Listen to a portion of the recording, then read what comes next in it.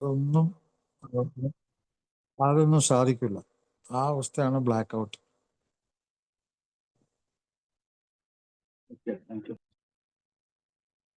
Thank you അനിപ്പേട്ടാ. Thank you sir. അടുത്തായിട്ട് ഇനി ആർക്കെങ്കിലും ഡൗട്ട് ചോദിക്കാനുണ്ടെങ്കിൽ ഈ അവസരം നമുക്ക് ഉപയോഗപ്പെടുത്താം. ദയവായിട്ട് മുമ്പോട്ട് വന്ന് ചോദിക്കാം.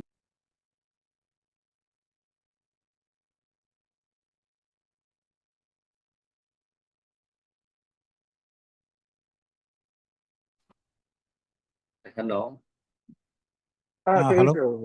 കേൾക്കാവോ? ഞാനിപ്പം ബ്ലാക്ക് ഔട്ടിന്റെ കാര്യം പറഞ്ഞുകൊണ്ട് മദ്യാസക്തനാണ്. പേര് രഞ്ജു, കോട്ടയം. ഞാൻ ഒരു കാര്യം പെട്ടെന്ന് ഞാൻ ഓർത്തതാണ്.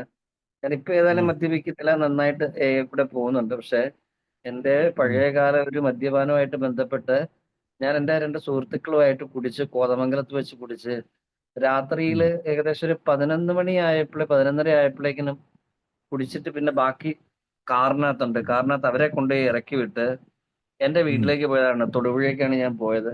അവിടുന്ന് ഒരു 24 കിലോമീറ്ററേ ഉള്ളൂ. 11:30 12 ആയപ്പോ ഇറങ്ങി ഞാൻ പിറ്റേ ദിവസം രാവിലെ ഞാൻ 7 മണി 7:30 ആയപ്പോഴാണ് വീട്ടിൽ വരുന്നത്. എങ്ങനെ വന്നു, എങ്ങനെ പോയി, എതുവഴി പോയി ഒന്നും അറിയാം. കാറിനകത്ത് ഡീസൽ ഉള്ളത് കൊണ്ട് മാത്രം വീട്ടിലെത്തിയെന്ന് പറയാം. കാറ് എങ്ങനെയൊക്കെയോ എന്തോ അത് ഞാനൊന്ന് ജസ്റ്റ് ഓർത്തപ്പോ ഞാനൊന്ന് പറഞ്ഞതേ ഉള്ളൂ. അത്രമാത്രം മദ്യാസക്തനായിരുന്നു എന്നുള്ള ഒരു ഓർമ്മപ്പെടുത്തലും കൂടിയായിരുന്നു സാർ ഇപ്പൊ പറഞ്ഞത്. കറക്റ്റ്. അപ്പൊ ഇങ്ങനെയൊക്കെ ഒരാൾ കറങ്ങി നടക്കുമ്പോൾ ചിലപ്പോൾ പോലീസ് ഉണ്ടെങ്കിൽ പോലീസ് ഈ വാഹനത്തെ പിന്തുടരും ചിലപ്പോ. സാറേ, അതാണ് ഏറ്റവും വലിയ ഭാഗ്യം. അപകടം ഉണ്ടായില്ല, ആർക്കേറ്റ് പോയി ഇടിച്ച് അല്ലെങ്കിൽ മരണപ്പെട്ടു പോകണ്ടല്ല. എനിക്ക് ബോധമില്ലാത്ത അവസ്ഥയിലായിരിക്കും, പോലീസ് പിടിച്ചില്ല. എന്തൊക്കെയോ വീട്ടുകാരുടെ പ്രാർത്ഥന കൊണ്ട് എത്തിയെന്ന് പറയാം, അത്രേ ഉള്ളൂ. ആ കാറിലൊക്കെ ഫുള്ള് സ്ക്രാച്ചുകളായിരുന്നു സൈഡ് മുഴുവൻ. ഏതാണ്ട് കാട്ടിക്കൂടെയൊക്കെയാണ് പോയത്, കോതമംഗലം കാട്ടിക്കൂടെയൊക്കെ പോയി. ഏതായാലും എത്തിയെന്നുള്ളതാണ്. ഇതൊരു അവസ്ഥയാണ്, ഒരു ബോധവും ഇല്ലാത്ത അവസ്ഥ. ഒന്ന് ഓർത്തപ്പോ ഒന്ന് പറഞ്ഞതേ ഉള്ളൂ സാർ. ഓക്കെ. ശരിയാണ്. ശരിയായ ഒരു ബ്ലാക്ക് ഔട്ട് ഭയങ്കര ഭീകരമായിട്ടുള്ള അവസ്ഥയാണ്. പലപ്പോഴും അത് ആക്സിഡന്റ് ഒക്കെ ആകാം. എതിരെ വരുന്ന ആൾക്ക് മനസ്സിലാവില്ലല്ലോ ഇയാൾ ഇങ്ങനെയാണെന്ന്.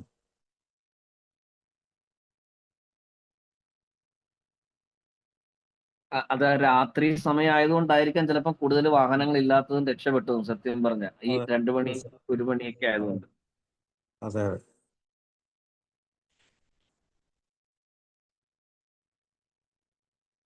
Okay, thank you doctor. Okay, thank you കേട്ടോ. Thank you doctor. ഇനി ആർക്കെങ്കിലും സാഹചര്യം ഉണ്ടെങ്കിൽ ചോദ്യങ്ങൾ ചോദിക്കാം. ആർക്കെങ്കിലും സാഹചര്യം ഉണ്ടെങ്കിൽ മുമ്പോട്ട് വന്ന് ചോദ്യങ്ങൾ ചോദിക്കണേ. ഞാനൊരു ചോദ്യം ചോദിക്കാം സാറേ. ഓക്കെ. എൻ്റെ ഒരു ഷിപ്പ് ഞാൻ ഒരാൾക്ക് വിളിക്കാണ്. അതായത് നമ്മൾ സാർ കുടിച്ചു കഴിയുമ്പോഴാണ് പലപ്പോഴും ഈ ദേഷ്യം, അതായത് കുടിച്ചു കഴിയുമ്പോൾ നമുക്ക് വൈരാഗ്യമുള്ളവരോട്, ദേഷ്യമുള്ളവരോട് പെട്ടെന്ന് നമുക്കത് ഓർമ്മ വരും, അവരെ വിളിക്കുകയൊക്കെ ചെയ്ത് അല്ലെങ്കിൽ തെറിയൊക്കെ പറയുകയൊക്കെ ചെയ്യും. എന്നാൽ സാധാരണ മറ്റിൽ നടക്കുമ്പോൾ അങ്ങനെ വരുന്നില്ല. അതിനെന്താ കാരണം സാർ ചിന്തിച്ചിട്ടുണ്ട്?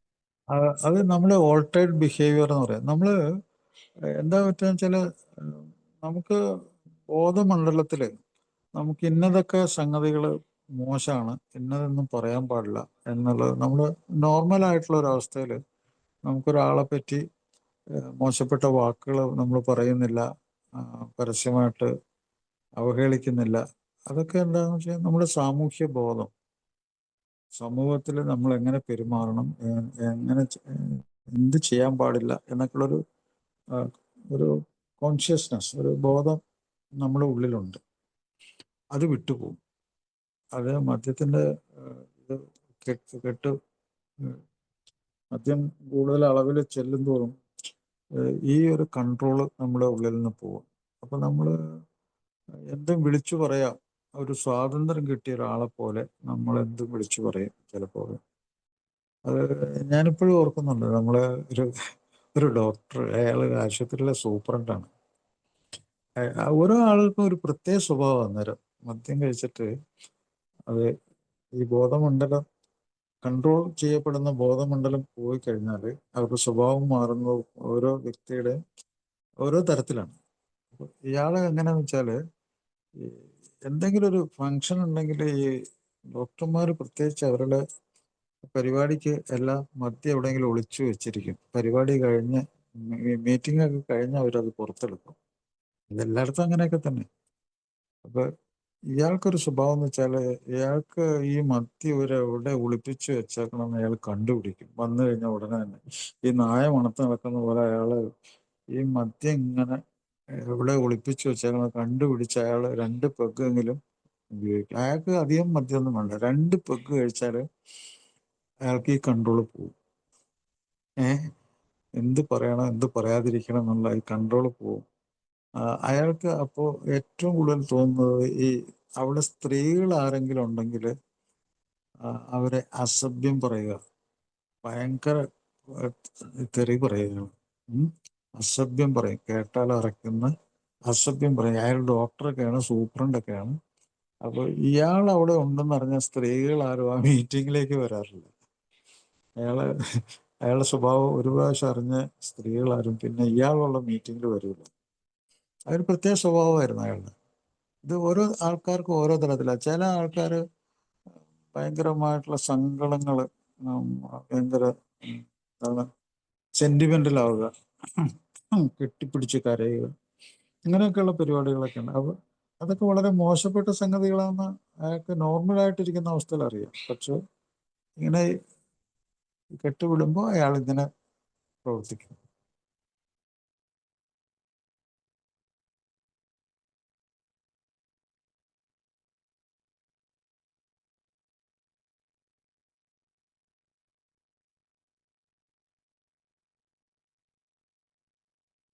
ഹലോ.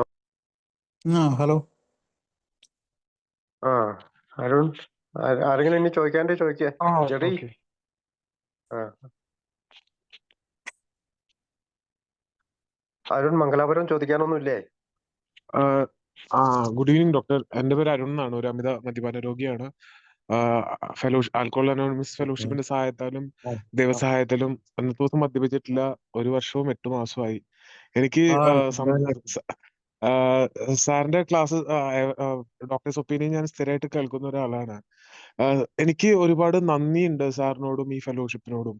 എന്റെ കൈവിട്ടു പോയ ഒരു ജീവിതത്തിന് ശരിക്കും ഞാൻ വളരെയധികം സ്ട്രഗിൾ ചെയ്തു. മദ്യപാനം നിർത്തണം എന്ന് വളരെയധികം ആഗ്രഹം ഉണ്ടായിട്ടും നടക്കുന്നില്ല. എങ്ങനെ നിർത്തണം എന്നറിയില്ല. കൂടിപ്പോയ 1-2 ദിവസമൊക്കെ നിർത്താൻ പറ്റും. പിന്നെ വീണ്ടും പൂർവാധികം ശക്തിയോട് കൂടി കള്ളു കുടിക്കുന്നു. ഈ ബ്ലാക്ക് ഔട്ട്സ് എന്നൊക്കെ പറഞ്ഞ ആ ഒരു ഫിനോമിന ഞാൻ എല്ലാ ദിവസവും അനുഭവിക്കുന്നതാണ്. തലേദിവസം നടന്നിട്ടുള്ള കാര്യം എന്താണെന്ന് ഓർമ്മയില്ല. ജോലിക്ക് പോകാൻ പറ്റുന്നില്ല. ഒരുപാട് ലോണുകൾ കടം വാങ്ങിച്ചിട്ട് കൊടുക്കാൻ പറ്റുന്നില്ല. അങ്ങനത്തെ ഒരു സിറ്റുവേഷനിൽ നിന്ന് ജീവിതത്തിലേക്ക് ഒരു ഗ്രിപ്പ് കിട്ടിയ ഒരു സന്തോഷത്തിലാണ് ഞാനിപ്പോ. അപ്പോ സാറിനോട് നന്ദി പറയാണ്. ഇത്ര ലളിതമായിട്ട് ഞങ്ങളോട് ഈ ശാസ്ത്രീയ വശങ്ങൾ, ഈ മദ്യപാനം എങ്ങനെയാണ് നടക്കുന്നത്, എന്തുകൊണ്ടാണ് അഡിക്ഷൻ ആവുന്നത് എന്നുള്ള കാര്യങ്ങൾ പറഞ്ഞു തരുന്നതില് ഒരുപാട് നന്ദി സാർ. ഇതൊന്ന് ജസ്റ്റ് ഒന്ന് പറയണമെന്നാണ്. Thank you. സാർ. തീർച്ചയായിട്ടും നമ്മളെ അറിവാണ്. നമ്മുടെ അറിവും ആ അറിവിന് നമ്മൾ എത്ര ഗൗരവം കൊടുക്കുന്നു, എത്ര പ്രായോഗികമാക്കുന്നു, അതനുസരിച്ചാണ് വാസ്തവത്തിൽ ഈ ആൽക്കഹോളിസം അല്ലെങ്കിൽ മറ്റ് ലഹരി രോഗങ്ങളൊക്കെ തന്നെ അതിൽ നിന്ന് നമ്മൾ രക്ഷപ്പെടാൻ അറിവാണ് നമ്മുടെ ഏറ്റവും വലിയ ആയുധം. അല്ല, ഇന്നത്തെ നമ്മുടെ ജീവിതത്തിൽ അറിവിന്റെ പങ്ക് ആരോടും പറഞ്ഞ് ബോധ്യപ്പെടുത്തേണ്ട ആവശ്യമില്ല. അത് പ്രത്യേകിച്ച് രോഗത്തിന്റെ കാര്യമാണെങ്കിലും മറ്റ് ഏത് ടെക്നിക്കലായിട്ടുള്ള കാര്യത്തിലാണെങ്കിലും അറിവില്ലെങ്കിൽ നമ്മുടെ ജീവിതം കൊളാകും.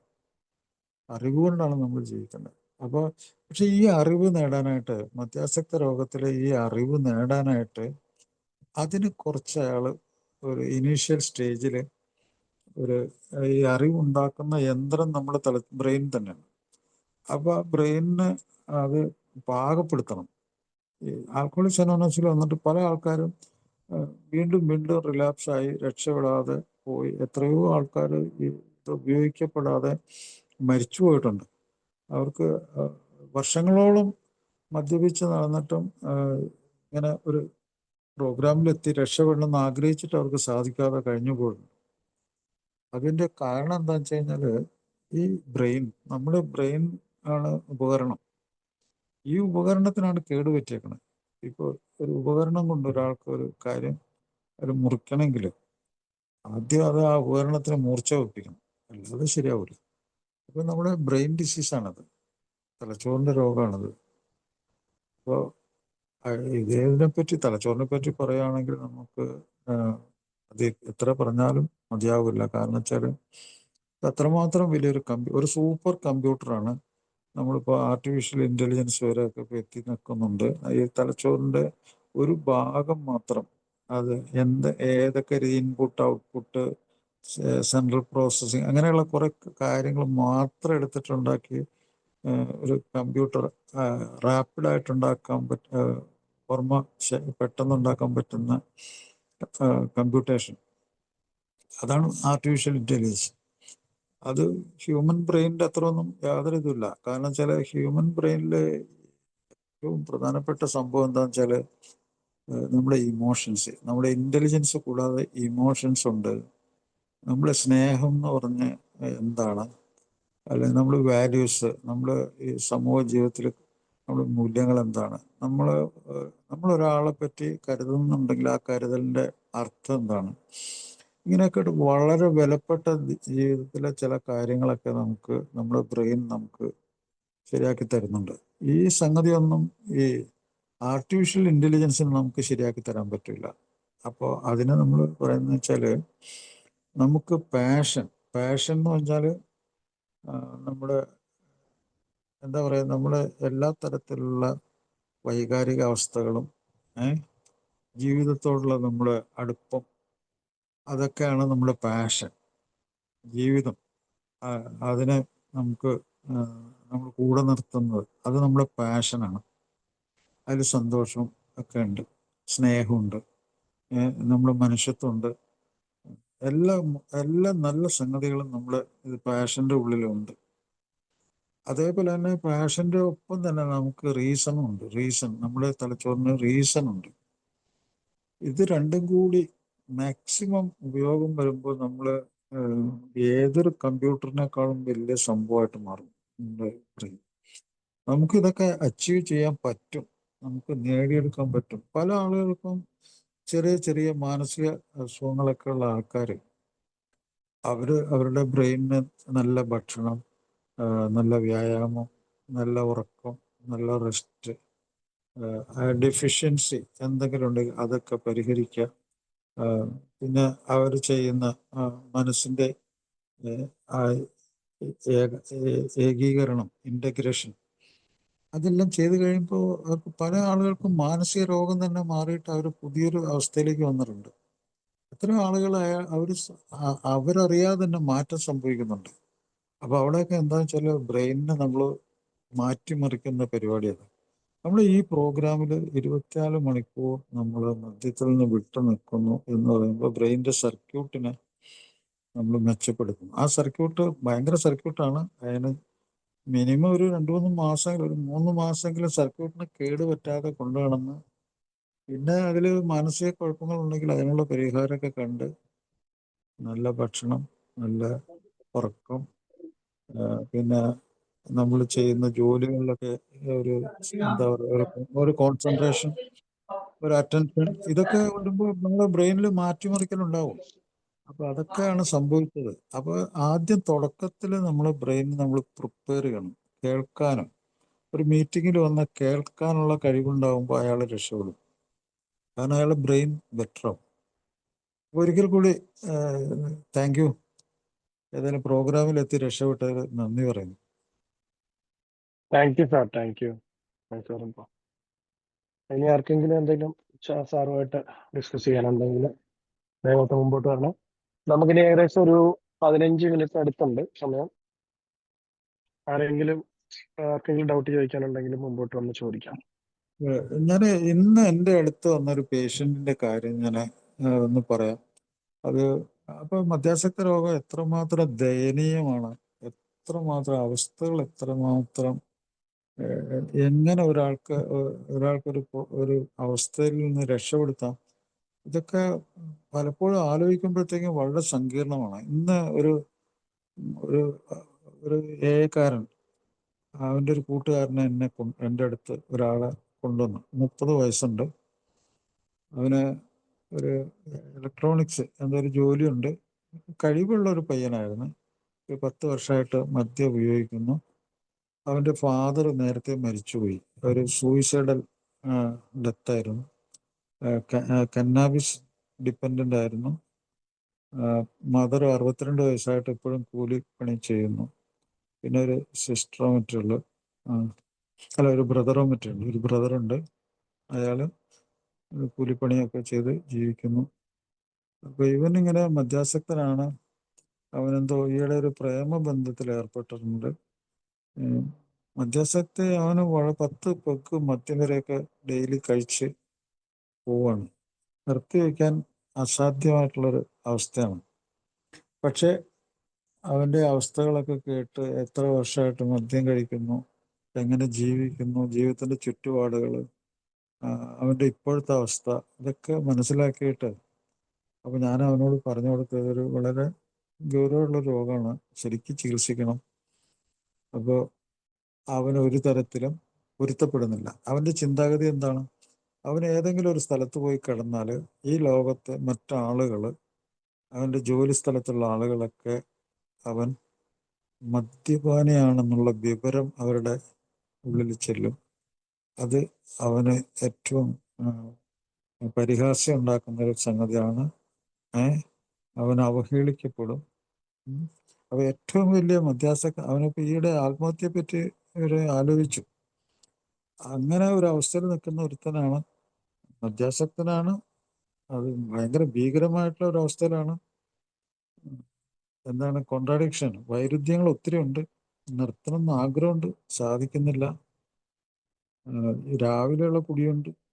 എല്ലാ തരത്തിലും വളരെ അങ്ങേയറ്റത്തെ മോശം അവസ്ഥ, മാനസികാവസ്ഥ, വിഷാദ രോഗം ഒക്കെ ഉണ്ട്. അപ്പോൾ ഈ ഒരു അവസ്ഥയിലുള്ള ഒരു രോഗി, അയാളോട് ഞാൻ പറയുകയാണ്, നിങ്ങൾ ഒന്ന് അഡ്മിഷൻ ആകണം, അതാണ് ഏറ്റവും നല്ലത്. നമുക്ക് മരുന്നെടുത്ത് തരാൻ ഒരാൾ വേണം, സ്വസ്ഥമായിട്ട് കിടക്കണം. അപ്പോൾ അയാളുടെ മറുപടിയാണ് ഞാൻ ഈ പറഞ്ഞത്.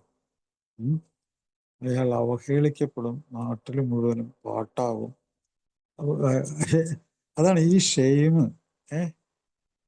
ഈ ഷെയിമും ഇതുപോലെയുള്ള വൈരുദ്ധ്യങ്ങൾ, ഇതൊക്കെ മനസ്സിലിങ്ങനെ നിറഞ്ഞിരിക്കുകയാണ്. അപ്പോൾ ഇതെന്താ സംഗതി എന്നുള്ള ഒരു പിടിയില്ലാത്ത ഒരു കൂട്ടം ആൾക്കാർ ഈയാൻ പാറ്റകളെ പോലെ അതിഭീകരമായിട്ട് മരിക്കുന്നു. അപ്പോൾ ഞാൻ നിവൃത്തിയില്ലാതെ അവസാനം കൊണ്ടുവന്ന സുഹൃത്തിനോട് പറഞ്ഞ, ഒരാഴ്ച നീ മരുന്ന് കൊടുക്കും, ആ മരുന്ന് കറക്റ്റായിട്ട് കഴിക്കണം, ജോലിക്ക് പോകാൻ പാടില്ല. ജോലിക്ക് പോയാൽ അവിടെ പ്രത്യാഘാതങ്ങൾ ഉണ്ടായിക്കഴിഞ്ഞാൽ അവിടെയാണ് പ്രശ്നം ഉണ്ടാകുന്നത്. അപ്പോൾ ഇങ്ങനെയൊക്കെ നമ്മൾ പറഞ്ഞു കൊടുക്കണം. ഒന്ന് ആലോചിച്ച് നോക്കുക, എത്ര ദയനീയമായിട്ടൊരവസ്ഥയാണ്.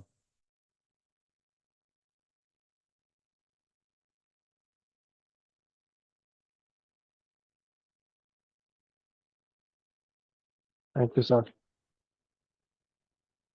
ആർക്കെങ്കിലും ചോദിക്കാനുണ്ടെങ്കിൽ ചോദിക്കാം.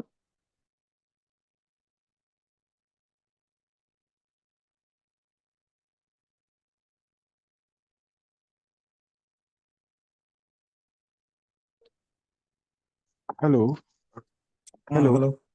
സാർ, അരുണാണ്, ഒരു അമിത മദ്യപാന രോഗിയാണ്. Sir, okay. ഞാൻ പറഞ്ഞിരുന്നല്ലോ, ഞാൻ മദ്യത്തിൽ നിന്ന് വിട്ടുനിന്നിട്ട് 1 വർഷവും 8 മാസമായി. എന്റെ വീട്ടിൽ എന്റെ അനിയനെല്ലാം ചെറിയ രീതിയിൽ മദ്യപിച്ച് തുടങ്ങിയിട്ടുണ്ട്.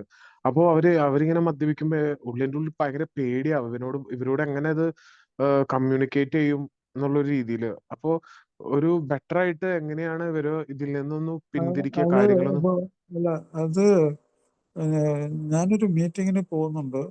നിനക്ക് അവിടെ വരുന്നതിന് പ്രശ്നമൊന്നുമില്ല, നീ അവിടെ വന്ന് ഒന്ന് കേൾക്കുന്നുണ്ടോ എന്ന് ചോദിക്കുക. അവനൊരു ഇൻവിറ്റേഷൻ കൊടുക്കുക. ഒരു പ്രോഗ്രാം ഓപ്പൺ മീറ്റിങ്ങിൽ വന്ന് അവിടെ ഇരുന്ന് ചിലപ്പോൾ ഒരൊറ്റ മീറ്റിങ്ങിൽ തന്നെ സ്ട്രൈക്ക് ചെയ്യും.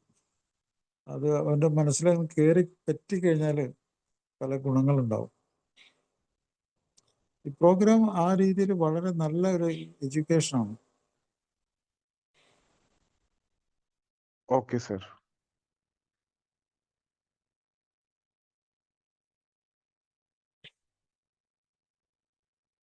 Thank you sir.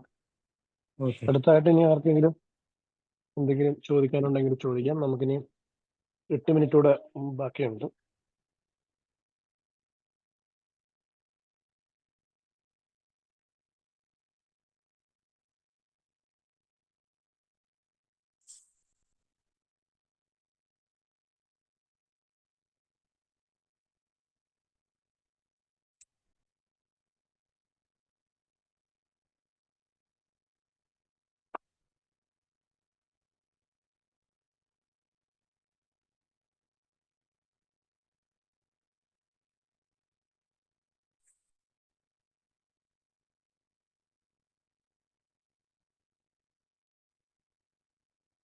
ആരും ചോദിക്കല്, ഞാൻ ഓർമ്മ ചോദിക്കാം. അതായത് ഓക്കെ സാറേ, ഓക്കെ പറയും.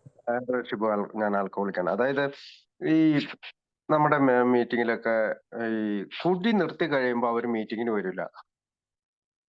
എന്നാൽ വല്ലപ്പോഴും എങ്ങാനും ഇപ്പൊ ഒരു 5-6 മാസമൊക്കെ കുടിക്കാതിരുന്നിട്ട് അവർ എന്തോ കുടിച്ചു കഴിഞ്ഞാൽ അപ്പൊ അവര് വിളിക്കും, കോണ്ടാക്ട് ചെയ്യും. ഉം.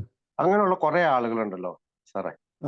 ഓക്കെ ഉണ്ട്, അത് ശരിയാണ്. കുടിക്കാതിരിക്കുമ്പോ അവർക്ക് അത് മീറ്റിംഗ് വേണ്ട, അത് ആരുമായിട്ട് അത് കോണ്ടാക്ടും ഉണ്ടാവില്ല. ശരിയാണ്, അത് കറക്റ്റ് തന്നെ. അതിപ്പോ ഞാൻ നേരത്തെ പറഞ്ഞ കഥയിലുണ്ട്. അത് അങ്ങനെയാണ്. ഓരോ ആൾക്കാരും ഇതിനെ പറ്റി ഒരു വൈരുദ്ധ്യം മനസ്സിൽ സൂക്ഷിക്കുന്നുണ്ട്. ഇത് ഇപ്പോൾ നമ്മൾ കേജ് ടെസ്റ്റ് എന്ന് പറഞ്ഞ് ഞാൻ പല പ്രാവശ്യം പറഞ്ഞിട്ടുണ്ട്. ഈ കേജ് ടെസ്റ്റിന്റെ അടിത്തറ എന്താണെന്നറിയോ? ഈ ഒരാളുടെ മനസ്സിൽ ഇങ്ങനെ വൈരുദ്ധ്യങ്ങൾ കൊണ്ട് നടക്കുന്നുണ്ടോ? ഓപ്പൺ മനസ്സല്ലാതെ വൈരുദ്ധ്യങ്ങൾ, തെറ്റായ സംഗതികൾ, അല്ലെങ്കിൽ പരസ്പരം പൊരുത്തപ്പെടാത്ത കാര്യങ്ങളായിട്ടാണ് അയാൾ ജീവിക്കുന്നത്. ആ വൈരുദ്ധ്യം ഇല്ലാതാകുമ്പോഴാണ് ചികിത്സ എളുപ്പമാവുന്നത്. ഒരു ഉദാഹരണം പറയാം. ഞാനിപ്പോൾ ഇതിനു മുമ്പ് പല പ്രാവശ്യം പറഞ്ഞിട്ടുള്ളതാണ്, എങ്കിലും ചില ആൾക്ക് ഉപകാരപ്പെടും. ഇപ്പം മദ്യത്തിൻ്റെ കാര്യത്തിൽ ഒരു ക്വസ്റ്റ്യനെയറുണ്ട്, 4 ചോദ്യങ്ങൾ. അത് ലോകം മുഴുവൻ WHO അംഗീകരിച്ചിട്ടുള്ള ഒരു 4 ചോദ്യങ്ങളാണ്. നമ്മൾ മറ്റു ചോദ്യങ്ങളൊക്കെ 10-11 ചോദ്യങ്ങളുണ്ട്, അതൊക്കെ കുറേ സമയം പിടിക്കും. അതേസമയം ഈ 4 സിമ്പിൾ ക്വസ്റ്റ്യൻസ് ആർക്കും പെട്ടെന്ന് ചോദിക്കാനും പെട്ടെന്ന് ഉത്തരം പറയാൻ പറ്റുന്ന ഈ 4 ചോദ്യങ്ങൾ, അതൊരു മദ്യാസക്ത രോഗിയുടെ ഉള്ളിൽ വൈരുദ്ധ്യം ഉണ്ടെങ്കിൽ, ആ വൈരുദ്ധ്യം ഉണ്ടെങ്കിൽ അയാളുടെ രോഗം വളരെ സീരിയസ് ആണ്. ഒരു ഉദാഹരണം പറയാം. കട്ടിങ് ഷോർട്ട്, മദ്യം നിർത്താൻ ആഗ്രഹമുണ്ടോ? ഒരു ഡോക്ടർ മദ്യാസക്തനോട് ചോദിക്കുകയാണ്. ഇന്ന് വന്നവനോട് ഞാനും ചോദിച്ചു, എനിക്ക് മദ്യം നിർത്താൻ ആഗ്രഹമുണ്ടോ? അവൻ തീർച്ചയായിട്ടും എനിക്ക് നിർത്താൻ ആഗ്രഹമുണ്ട്. എന്താണ് അവൻ്റെ വൈരുദ്ധ്യം? പക്ഷെ നിർത്താൻ ആഗ്രഹമുണ്ടെങ്കിൽ അത് നടപ്പിലാക്കാൻ പറ്റുന്നില്ല. അതാണ് കാര്യം. നിർത്താൻ അവർ ആഗ്രഹമില്ലായിരുന്നിട്ടല്ല, പക്ഷെ അത് ശരീരത്തിൽ ഫിസിയോളജിക്കൽ ഡിപ്പെൻഡൻസ് എന്ന് പറയും. ശരീര പ്രവർത്തനം കൊണ്ട് ശരീരം പ്രവർത്തിച്ച് മദ്യത്തിനെ ഉള്ളിൽ പൊരുത്തപ്പെടുത്തി, ആ മദ്യം ശരീരത്തിൻ്റെ ഉള്ളിൽ ഒരളവിൽ വേണം. ആ അളവിൽ മദ്യം അവിടെ ഉള്ള അവസ്ഥയിൽ മാത്രമേ അത് പ്രവർത്തിക്കുകയുള്ളൂ. അഡാപ്റ്റേഷൻ, അങ്ങനത്തെ ഒരു അവസ്ഥയിൽ എത്തി നിൽക്കുകയാണ് അവൻ. അപ്പോൾ അങ്ങനെ പൊരുത്തപ്പെട്ട് അത് അങ്ങനെ മുന്നോട്ട് പോകണം. അത് ആവശ്യമുണ്ട് അവിടെ ശരീരത്തിന്. അതുകൊണ്ട് എപ്പോഴും അവൻ പോയി കുടിക്കുന്നത്. പക്ഷെ അവൻ്റെ മനസ്സുകൊണ്ട് അത് മോശപ്പെട്ട സംഗതിയാണെന്നും ഇത് നല്ലതല്ല, സമൂഹം നല്ലതല്ല എന്ന് കരുതുമെന്ന് ഞാൻ നേരത്തെ പറഞ്ഞവൻ്റെ കഥ പോലെ അറിയാവന്. അതുകൊണ്ടാണ് അവൻ പറയണത് എനിക്ക് നിർത്താൻ ആഗ്രഹമുണ്ട് എന്ന് പറയുന്നതിൻ്റെ കാരണം അത്. ആഗ്രഹമുണ്ട്, പക്ഷെ നടപ്പിലാകുന്നില്ല. രണ്ടാമത്തെ, പിന്നെ നമ്മൾ മദ്യത്തെ ഞാൻ നേരത്തെ പറഞ്ഞ് ആ ജെലിനിക്കിൻ്റെ കാര്യത്തിലുണ്ട്. അത് ജെലിനിക്ക് പറഞ്ഞു, ഈ മദ്യത്തെക്കുറിച്ച് സംസാരിച്ച് അയാൾ മദ്യപാനിയാണെന്നുള്ള രീതിയിൽ സംസാരിച്ചു കഴിഞ്ഞാൽ അയാൾക്ക് ദേഷ്യം വരും. അത് ഒരു വൈരുദ്ധ്യമല്ലേ? അയാൾ ഏറ്റവും കൂടുതൽ കുടിക്കുകയും ഏറ്റവും കൂടുതൽ കൊണ്ടു നടക്കുകയും ചെയ്യുന്ന സാധനമാണ്. അതിനെപ്പറ്റിയാണ് സംസാരിക്കുന്നത്. അപ്പോൾ അയാൾ മോശപ്പെട്ട സംഗതിയാണെന്ന് അറിയാം. അതുകൊണ്ടാണ് അയാൾക്ക് ദേഷ്യം. മൂന്നാമത്തെ കാര്യം, അപ്പോൾ ആങ്കർ ഉണ്ടോ ഇല്ലെന്നുള്ളത്, കുറ്റബോധമുണ്ടോ? ഇയാളിങ്ങനെയൊക്കെ കാണിച്ചിട്ട് പൈസ നഷ്ടപ്പെടുന്നുണ്ട്, വീട്ടിൽ പ്രശ്നങ്ങളുണ്ട്, ജോലി സ്ഥലത്ത് പ്രശ്നമുണ്ട്, ഇത് വേണ്ട. അയാൾക്ക് അതിനെപ്പറ്റി ദുഃഖമുണ്ട്, കുറ്റബോധമുണ്ട് അങ്ങനെയൊക്കെ നടക്കുന്നതിൽ. ആ കുറ്റബോധം ഉണ്ടെങ്കിൽ അയാൾക്ക് അങ്ങനെ നടക്കാവോ? പാടില്ല. അപ്പോൾ അവിടെയും വൈരുദ്ധ്യമുണ്ട്. നാലാമത്തെ സംഗതി, നമ്മൾ രാവിലെ എഴുന്നേറ്റ് നമ്മൾ പ്രഭാത കൃത്യങ്ങളൊക്കെ ചെയ്ത് കഴിഞ്ഞ് നമ്മൾ എത്രയും പെട്ടെന്ന് ജോലിക്ക് പോകാനാണ് നമ്മൾ ആഗ്രഹിക്കുന്നത്. അപ്പോൾ ആ സമയത്ത് നമ്മൾ ശരീരത്തിൽ മദ്യം പാടില്ല. എവിടെ ചെന്നാലും ആരും മനസ്സിലാക്കും, ആ ജോലി ചിലപ്പോൾ നഷ്ടപ്പെട്ടു പോകും. അപ്പോൾ അതുകൊണ്ട് ആരും രാവിലെ മദ്യം കഴിക്കാൻ താല്പര്യം ഉണ്ടാവില്ല. അപ്പോൾ അങ്ങനെയുള്ളൊരു സ്ഥലത്ത് ഇയാളുടെ ശരീരം ഇയാൾ അത്രമാത്രം കീഴടക്കി കഴിഞ്ഞാൽ ഇയാൾക്ക് രാവിലെ പോലും കുടിക്കാതിരിക്കാൻ പറ്റാത്ത ഒരു ദയനീയ അവസ്ഥയിലെത്തും. അതാണ് ഐ ഓപ്പണർ എന്ന് പറയും. കണ്ണ് തുറക്കുമ്പോഴേ മദ്യം കിട്ടിയാൽ കുടിക്കുക, ഐ ഓപ്പണർ. അപ്പോൾ 4 അക്ഷരമായി, 4 അവസ്ഥകളായി. എന്താണ്? Cutting short, anchor, gilt, eye opener. അപ്പോൾ അതിൻ്റെ എല്ലാ ആദ്യത്തെ അക്ഷരം എടുത്തു കഴിഞ്ഞാൽ CAGE കേജ് ടെസ്റ്റ് എന്ന് പറയും. ഈ ടെസ്റ്റ് വളരെയധികം അതിന് വാലിഡിറ്റി ഉണ്ട്. ആ ടെസ്റ്റ് പോസിറ്റീവ് ആണെങ്കിൽ 4 പോസിറ്റീവ് ആണെങ്കിൽ ഇപ്പോൾ ഈ നിമിഷം അയാളെ കൊണ്ട് അഡ്മിറ്റ് ചെയ്ത് ചികിത്സിക്കണം. അങ്ങനത്തെ അവസ്ഥയാണ്. പക്ഷെ അയാൾക്ക് പോലും അറിയാൻ പറ്റില്ല അയാളുടെ രോഗം ഡോക്ടർ എങ്ങനെ മനസ്സിലാക്കിയെന്ന്.